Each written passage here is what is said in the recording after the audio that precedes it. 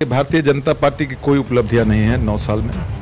उनका एक ही एजेंडा है, डिवाइड एंड रूल। जो समाज में भाई भाई को बांटना, जाति जाति को बांटकर और वोट धर्म के आधार पर वोट लेना चाहती है। उन्होंने वादा किया था जब मेरी सरकार बनेगी, घोषणा पत्र में था उनको, प्रत्येक साल 2 करोड़ नौजवानों को रोजगार देंगे। किसी को रोजगार देने का काम नहीं किया। उनका एक ही एजेंडा है, समाज में लड़ाने का, लड़ा कर अपना वोट लेना चाहती है। हिंदू मुसलमान मंदिर मस्जिद के सिवाय उनका कोई एजेंडा ही नहीं है। मोदी सरकार के कार्यकाल के 9 साल पूरे हो चुके हैं और आज से बीजेपी के कार्यकर्ता नेता पब्लिक के बीच में जाएंगे।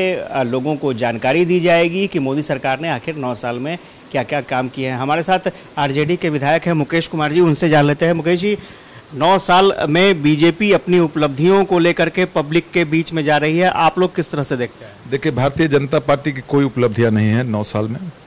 उनका एक ही एजेंडा है, डिवाइड एंड रूल।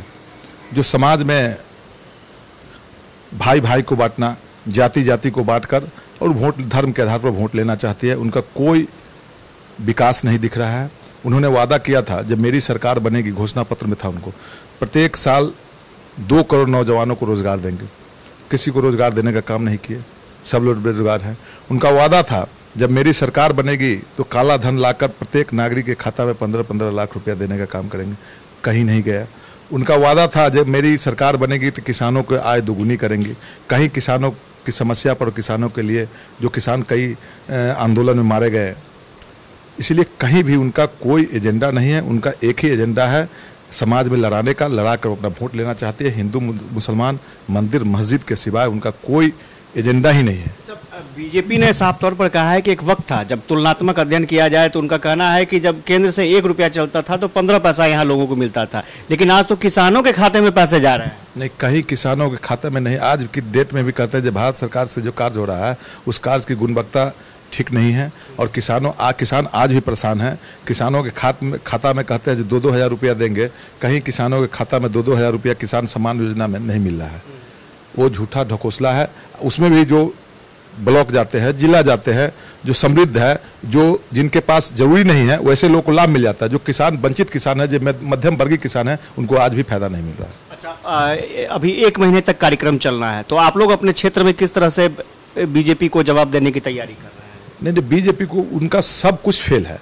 आप यूपीए गठबंधन की और बीजेपी की तुलना में, आप मीडिया के साथी हैं, आप देखिएगा 2014 से पहले जब यूपीए गठबंधन की सरकार थी, उस समय पेट्रोल का कीमत 64 रुपये प्रति लीटर था। उस पेट्रोल की कीमत आज 107 से 109 रुपये पेट्रोल की कीमत है। डीजल उस समय मात्र 54 रुपये प्रति लीटर था। आज एनडीए गठबंधन की सरकार में डीजल का कीमत 94 रुपये प्रति लीटर हो गया है। उस समय जो साधारण मोटरसाइकिल की कीमत 40 से 50 हज़ार रुपया में हम लोग खरीदते थे, उस मोटरसाइकिल की कीमत आज 1 लाख से 1.5 लाख हो चुका है। बालू प्रत्येक सीएफटी 2,000 रुपये प्रति सीएफटी यूपीए गठबंधन की सरकार में मिलती थी। वो आज बीजेपी गठबंधन की सरकार में 5,000 से 7,000 बालू सीएफटी मिल रही है। गैस सिलेंडर उस समय 300 से 350 रुपये प्रति सिलेंडर मिलता था। उस गैस सिलेंडर का कीमत आज 1,200 रुपये हो गया है। महंगाई पर केंद्र सरकार या बिहार सरकार हो या केंद्र सरकार हो, सरकार बनती है जनता के योजनाओं के, जनता के हित के लिए, किसान समृद्ध हो, रोजगार हो, बेरोजगारी दूर हो, इसके लिए, न कि मंदिर मस्जिद के लिए सरकार बनती है। और भारतीय जनता पार्टी मंदिर मस्जिद के नाम पर अपना खेपना चाहती है। उनका पुलवामा अटैक, अभी एक बाबा के माध्यम से हम काम करना चाहते हैं लाकर, आज भी बिहार में खास करके गरीब तबके के लिए शिक्षा के अभाव है और शिक्षा के अभाव में जो लोगों को बरगलाने का, धर्म के आधार पर बांटने का काम करते हैं, उसके बाबा का आप शरण लिया है। बाबा अगर इतना जानते हैं, बाबा के बारे में कहते हैं बाबा बहुत जानकार है, बाबा जो कहते हैं से करते हैं, तो बाबा अगर जानकार रहते, बाबा पहले ही कह देते जब पुलवामा हमला अटैक होने वाला है तो वहाँ के जवान, हमारे देश के जवान जो मारे गए हैं, वो सतर्क हो जाते।